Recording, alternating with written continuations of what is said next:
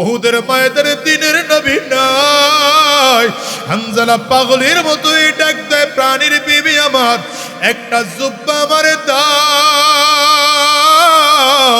চাদরটা শরীরের মধ্যে জড়াইয়া ডান হাতের মধ্যে তরবারি নিয়া বাম হাতের ঢাল নিয়ে দৌড়াইতে আরম্ভ করেছে। স্ত্রী পেছন দিক থেকে টেনে ধরে, দাঁড়াও, কই যাও? বলে আমারে টেনে বাধা দিও না। যুদ্ধের ময়দানে নাকি রাহমাতুল লিল আলামিন জমিন থেকে বিদায় হয়েছে। নবী যদি না থাকে আমিও দুনিয়ায় বেঁচে থাকার কোনো স্বাদ নাই। আমার নবীও জমিন থেকে বিদায়, আমিও বিদায় হয়ে যাব। হানজালা রাদিয়াল্লাহু আনহুর বিবি ডেকে বলে, তুমি নাপাক অবস্থায় আছো, গোসল করে তারপরে যাও, পানি এনে দে। হানজালা রাদিয়াল্লাহু আনহু বিবির হাতটা সরিয়ে দিয়ে বললেন, গোসল করার সময় নাই। যদি আমার গোসল করতেই হয়, আল্লাহর জান্নাতি পানি দিয়া আমি জান্নাতের মধ্যে গোসল করব। হযরত হানজালা যুদ্ধের ময়দানে চলে আসছে। যুদ্ধ শেষ হয়ে গেল। আমার নবী রাহমাতুল লিল আলামিন সাহাবায়ে কেরামদেরকে বলেন, শুহাদায়ে উহুদের লাশগুলো একত্রিত করো। সব শহীদদের লাশগুলো একত্রিত করা হলো। লাশগুলো একত্রিত করা হলে মুসলমান বন্ধুরে আমার, এই মুসলমান 69টা লাশ একত্রিত করা হয়েছে। আমার নবী ডেকে বললেন, আরো একজন সাহাবী অবশ্যই শহীদ আছে। সাহাবায়ে কেরাম গনেও পায় না, হিসাব করেও পায় না। হঠাৎ করে দেখে উহুদের ময়দানের একটা কিনারাত থেকে একজন মহিলা লাল কাপড় উড়াইতেছে আর ডেকে বলেন, নবী আমার, সব সাহাবীকে তো আপনি গোসল ছাড়া দাফন দিবেন, আমার স্বামীকে আপনি গোসল ছাড়া দাফন দিবেন না। রাহমাতুল লিল আলামিন বললেন, কেন মা, কে তুমি? বলে, আমি আপনার সাহাবী হানজালার বিবি। যুদ্ধের ময়দানে আপনি শহীদ। এটা শুনে আমার স্বামী আর ঘরে থাকে না। আমার স্বামী যুদ্ধের ময়দানে চলে এসে জান্নাত শহীদ হয়ে চলে গেছে।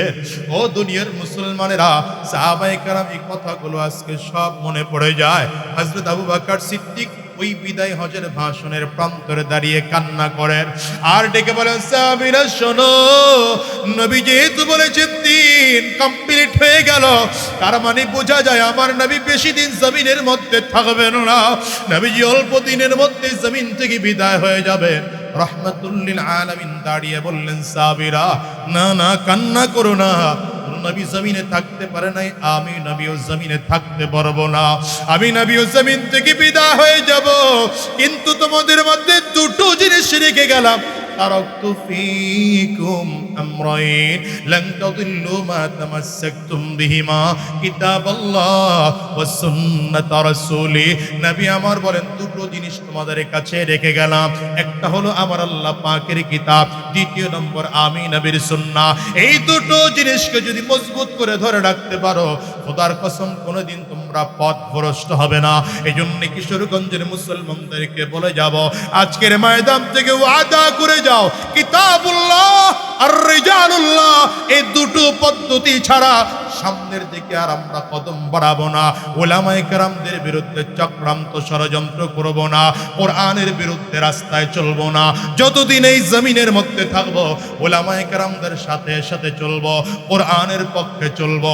তা যদি জীবনটাও দিতে হয়, তুই আর কারা কারা দুইটা হাত উঁচা করে দেখাও, আওয়াজ দিয়ে চিৎকার করে ডাক দাও, আল্লাহ। আল্লাহ তাআলার কোরআন জমিনে পাঠানোর মূল উদ্দেশ্য ব্রেইন মানুষের জন্য যথেষ্ট না, জান্নাতের পথে চলা। জান্নাতের পথে চলার জন্য ব্রেইন যথেষ্ট না। এজন্য আল্লাহ তাআলা কোরআন পাঠিয়েছেন। শুধু কোরআন পাঠিয়ে ক্ষান্ত হননি, আল্লাহ তাআলা উস্তাদ পাঠিয়েছেন।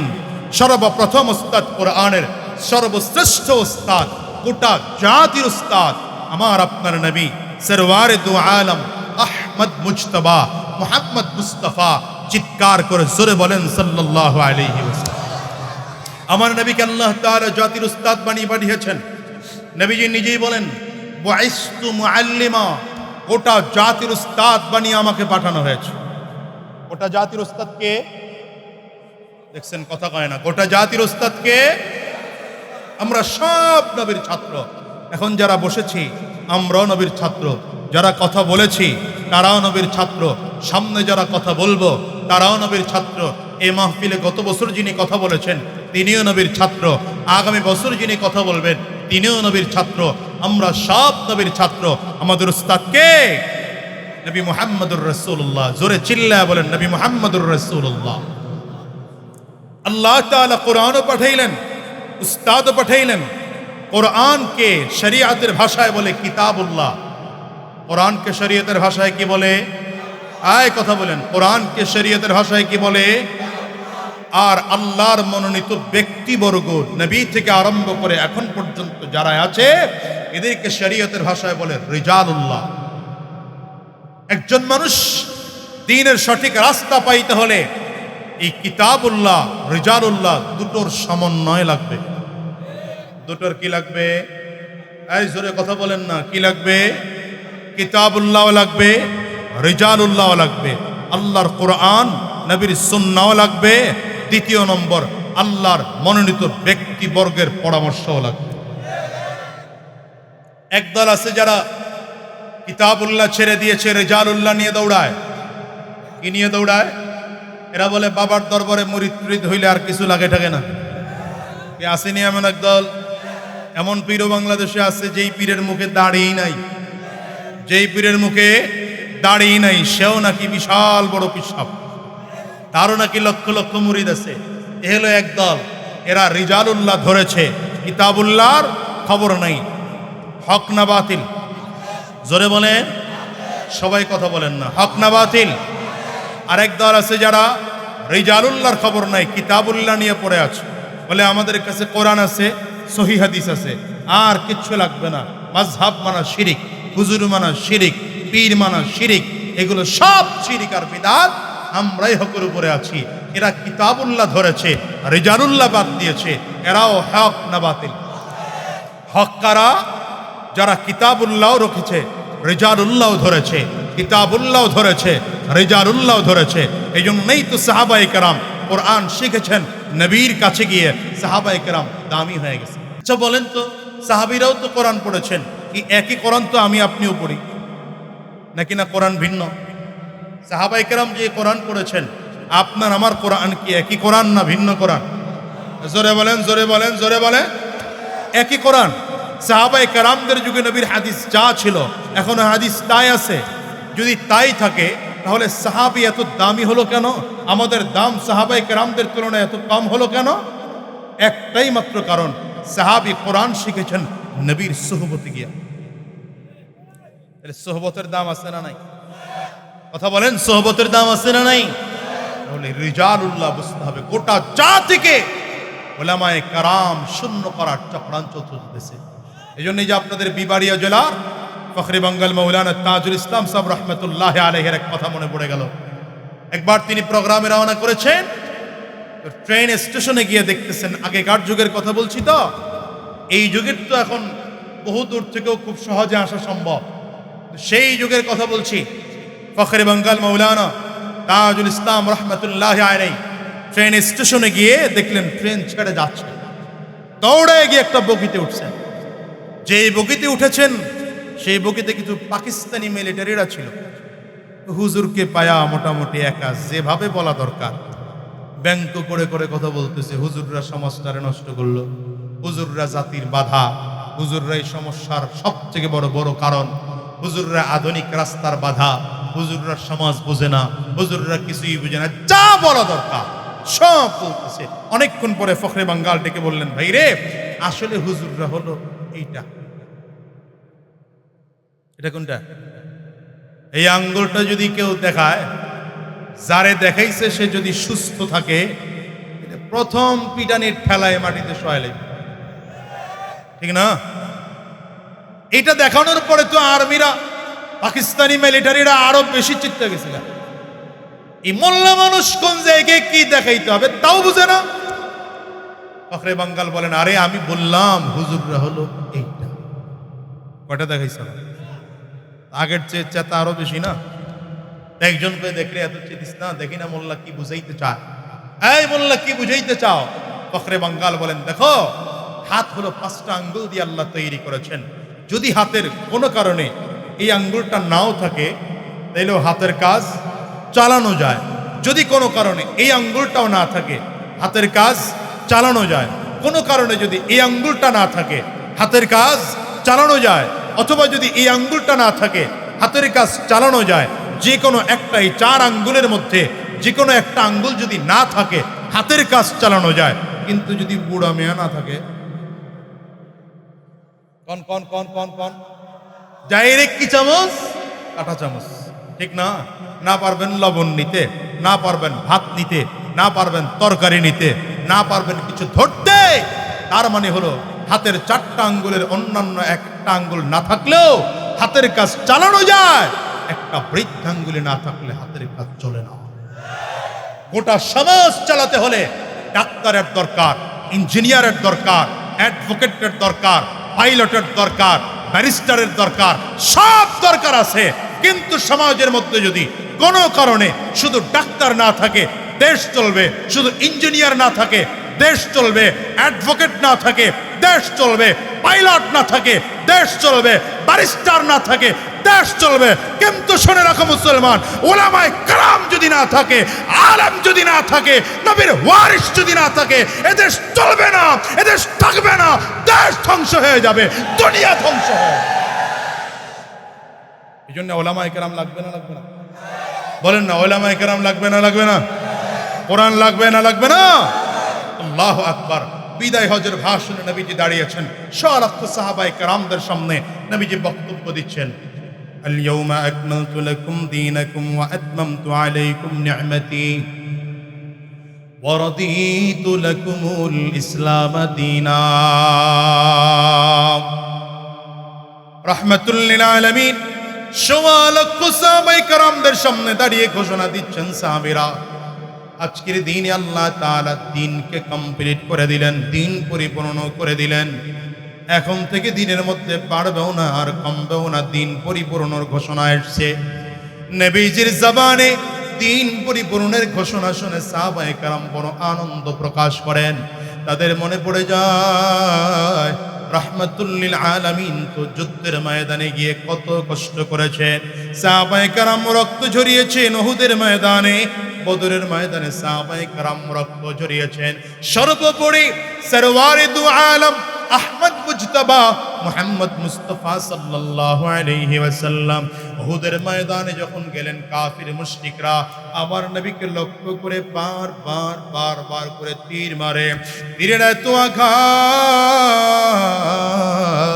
তীরের আঘাতের কারণে মাথার এই কপালের দিক দিয়ে লোহার টুকরার সামনে দিয়ে ঢুকে যায়। আমার নবীর মাথার লোহার টুপিটা ভেঙে লোহার টুকরিটা কপালের ভেতর দিয়ে ঢুকে যায়। রাসূলুল্লাহ সাল্লাল্লাহু আলাইহি ওয়াসাল্লামের চোখ দিয়ে গাল বেয়ে রক্তের ফোঁটাগুলো জমিনের মধ্যে পড়ে। হাত দুটো আমার নবী দিয়েছেন চেহারার মধ্যে, চেহারার মধ্যে হাত দিয়ে দেখলেন পুরো হাত রক্তে ভিজে গিয়েছে। নবীজির জবান থেকে বদদুয়া বের হয়ে গেল, কাইফা ইউফলিহু কওমুন দাম্মাউ ওয়াজহা নবিয়্যিল্লাহ। আর যেই জাতি নবীর চেহারা থেকে রক্ত ঝরায়, সেই জাতি কেমন করে সফল কাম হবে? রাহমাতুল লিল আলামিনকে আমার আল্লাহ তাআলা লক্ষ্য করেন, হাবিব আপনার চেহারা থেকে রক্ত ঝরেছে, বুঝি আপনার মনটা খারাপ হয়ে গেল, আপনার দিলটা বুঝি খারাপ হয়ে গেল।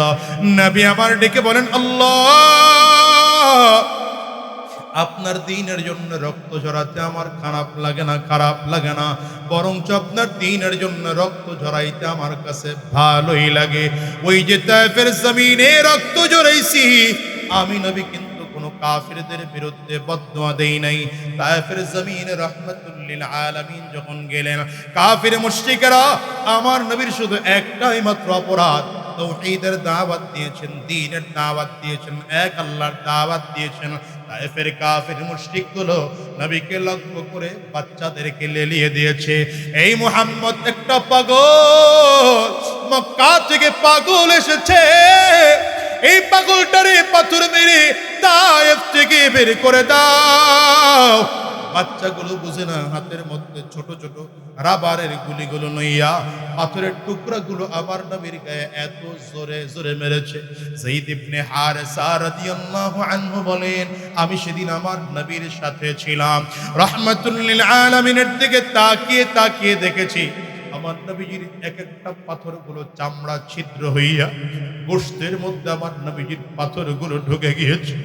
রাহমাতুল লিল আলামিন শব্দের দিকে কদম বাড়াইতে পারেন না, আমার নবীজির রক্তগুলো পড়ে পড়ে পড়ে পড়ে পাটা জুতার সাথে আটকে গিয়েছে, আমার নবী হাঁটতে পারেন না।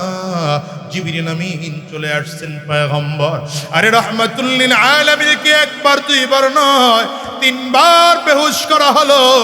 আমার নবী যখন প্রথমবার বেহুশ হয়ে যান, জমিনের মধ্যে নবীজি পড়ে আছে, হুশ ফিরে আসলো, কাফেররা আবারও মারতে আরম্ভ করেছেন, নবীজি আবারও বেহুশ হয়ে গেলেন। হুশ ফিরে আসলে পরে কাফেররা আবার মারতে আরম্ভ করেছে। তৃতীয়বারে যখন আমার নবী বেহুশে জমিনের মধ্যে পড়ে আছে, ফেরেশতারা মালিকের দরবারে দাঁড়ায় কয়, ওগো আল্লাহ, তোমার কি মোটেও দয়া হয় না? তোমার কি মায়া হয় না? তোমার হাবিবের দিকে তাকিয়ে দেখো, তোমার হাবিব চোখের পানি ফেলে কান্না করে বেহুশ হয়ে গেছে। তোমার হাবিবের ঘরে মা নাই, তোমার হাবিবের ঘরে বাবা নাই। আজকের এই মজলিসটার মধ্যেও মানুষ আসেননি যাদের ঘরে মা নাই, যাদের ঘরে বাবা নাই। এ বাজান রে, আমি যাদের ঘরে, আমার ঘরে মা নাই, আমার মতো মা হারা মানুষ কে কে আছেন? একটু হাতটা উঁচা করে দেখান। কার ঘরে বাবা নাই আপনারাও হাত উঁচা করে দেখান। হাতগুলো তুলে রাখেন, আমার যুবকেরা তাকিয়ে তাকিয়ে দেখুক মা হারা মানুষগুলোর চোখের পানি কেমন হয়, বাবা হারা মানুষগুলোর চোখ দিয়ে কাল বেয়ে বেয়ে পানিগুলো কেমন করে পড়ে। আমার যুবক ভাইয়েরা তাকিয়ে তাকিয়ে দেখুক, এই যুবক রে, মানুষগুলোর দিকে একটু তাকাও। এদের কারো ঘরে মা নাই, কারো ঘরে বাবা নাই, আব্বা আম্মা জমিন থেকে কারো বিদায়।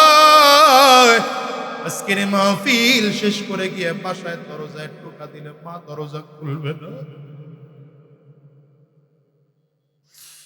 রাহমাতুল লিল আলামিন তো জন্মের আগে বাবা হারিয়েছে, জন্মের 6 বছরের মাথায় নিজের মাকে হারিয়েছেন আমার নবী। জন্মের 8 বছরের মধ্যে আমার নবী দাদাও হারিয়েছে। আজকে নবী বড় ইতীম। ফেরেশতারা ডেকে বলে, আল্লাহ, তোমার বন্ধু বেহুশে জমিনে পড়ে আছে। আল্লাহ তাআলা জিবরিলকে অনুমতি দিয়ে পাঠাইলেন, জিবরাইল তাড়াতাড়ি করে যাও। জিবরিল আমিন এসে আমার নবীর কানে মুখ লাগিয়ে দিয়ে ডেকে বললেন, পয়গম্বর, আপনি যদি বলেন আল্লাহর ফেরেশতা যারা এই পাহাড়ের দায়িত্বে আছে এদেরকে নিয়ে আমি তায়েফের জমিনে হাজির হইলাম, আপনি যদি অনুমতি দেন, অনুমতি দিলেই 2 পাহাড়ের চাপ দিয়ে তায়েফবাসীকে জমিন থেকে বিদায় করে দেবে ফেরেশতারা। রাহমাতুল লিল আলামিন চোখের পানিগুলো ফেলে ফেলে কান্না করেন আর ডেকে বলেন, জিবরাইল, ওদেরকে মারবে না, মারবা না। ওদেরকে যদি মারো আমি নবী কার কাছে গিয়ে দ্বীনের দাওয়াত দেব? কলিজার টুকরো যুবক রে, দিনের কান লাগায় শোনো, কত মায়ার নবী আমার, দয়ার নবী আমার। হযরত যায়েদ ইবনে হারেসা বলেন, রাহমাতুল লিল আলামিনের দিকে তাকিয়ে দেখেছি পাথরের টুকরাগুলো আমার নবীর ভিতরে ঢুকে যায়।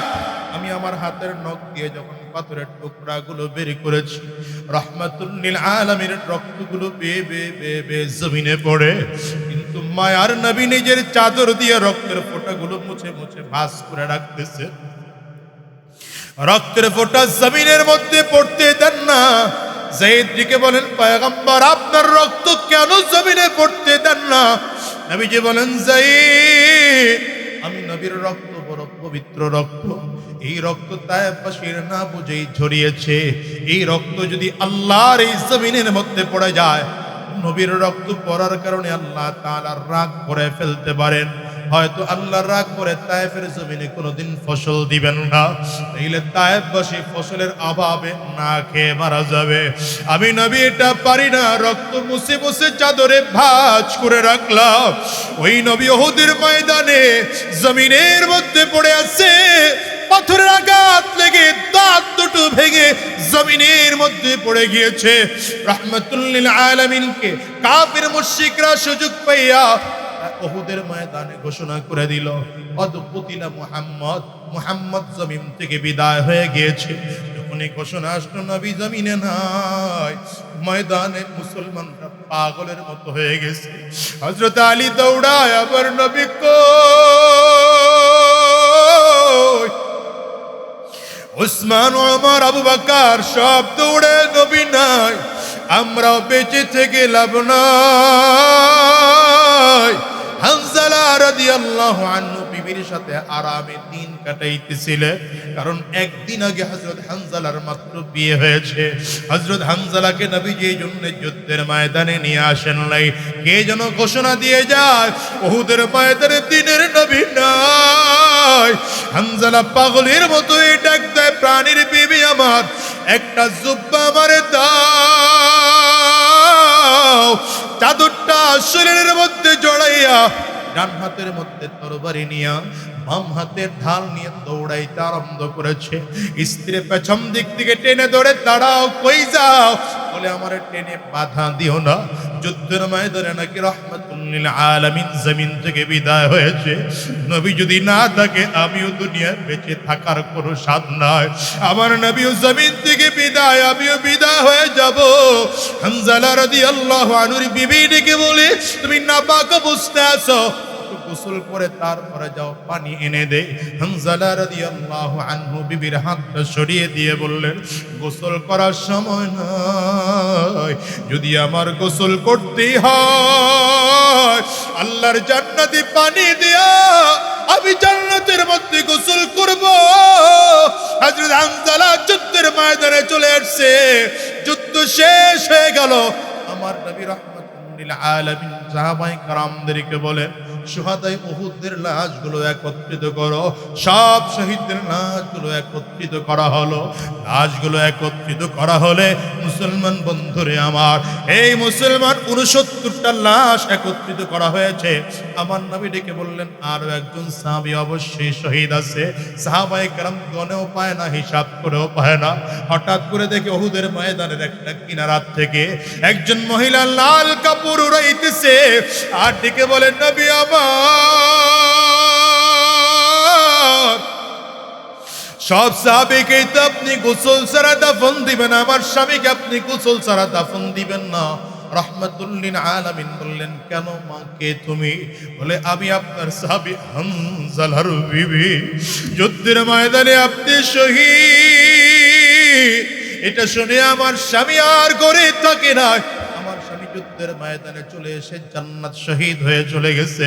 ও দুনিয়ার মুসলমানেরা, সাহাবায়ে কেরাম এই কথাগুলো আজকে সব মনে পড়ে যায়। হযরত আবু বকর সিদ্দিক ওই বিদায় হজের ভাষণের প্রান্তরে দাঁড়িয়ে কান্না করেন, আর ডেকে বলেন, সাহাবীরা শোনো, নবী যেহেতু বলেছেন দিন কমপ্লিট হয়ে গেল, তার মানে বোঝা যায় আমার নবী বেশি দিন জমিনের মধ্যে থাকবেন না।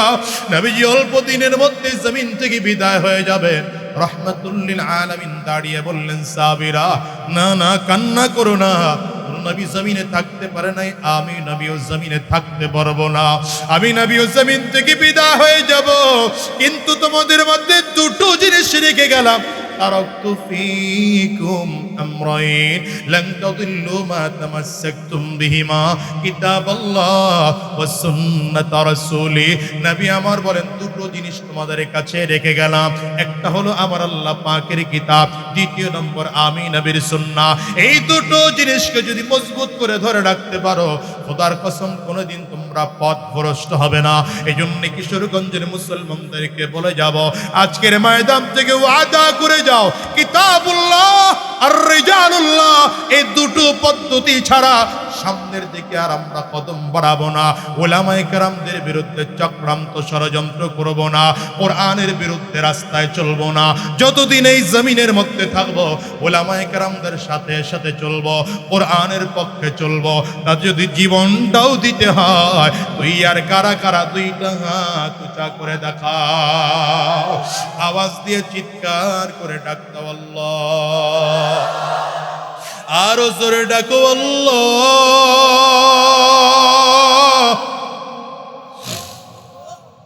জবান খুলে চোখের পানি ফেলে ডাকো না আল্লাহ, দয়ার মালিক।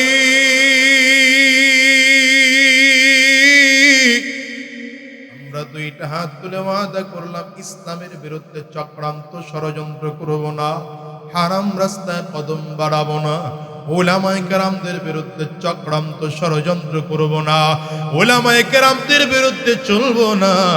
আল্লাহ তুমি কবুল করে নাও, কবুল করে নাও, কবুল করে নাও। চিৎকার করে বলো আমিন। জবান খুলে আওয়াজ দিয়া জোরে বলো আল্লাহুম্মা আমিন। হাত তুলে নামান। যেহেতু মাগরিবের সময় অত্যন্ত কাছাকাছি, আমি আর কথা লম্বা নিতে পারছি না। আমি যে কথা বোঝাতে চেয়েছিলাম, 1 নম্বর কিতাবুল্লাহ, 2 নম্বর রিজালুল্লাহ। কিতাবুল্লাহ মানে কোরআন ও নবীর সুন্নাহ, রিজালুল্লাহ মানে আল্লাহর মনোনীত ব্যক্তিবর্গ। আমরা দুইটা জিনিসকে আঁকড়ে ধরে হক দ্বীনের পথে চলার চেষ্টা করব ইনশাআল্লাহ। আল্লাহ আমাদের সকলকে তৌফিক দান করুন। সকলে আওয়াজ দিয়ে বলেন আমিন। আমার জন্য দোয়া চাই, আপনাদের জন্য দোয়া করি। ওমা তৌফিকি ইল্লা বিল্লাহ। আসসালামু আলাইকুম ওয়া রাহমাতুল্লাহি ওয়া বারাকাতুহু।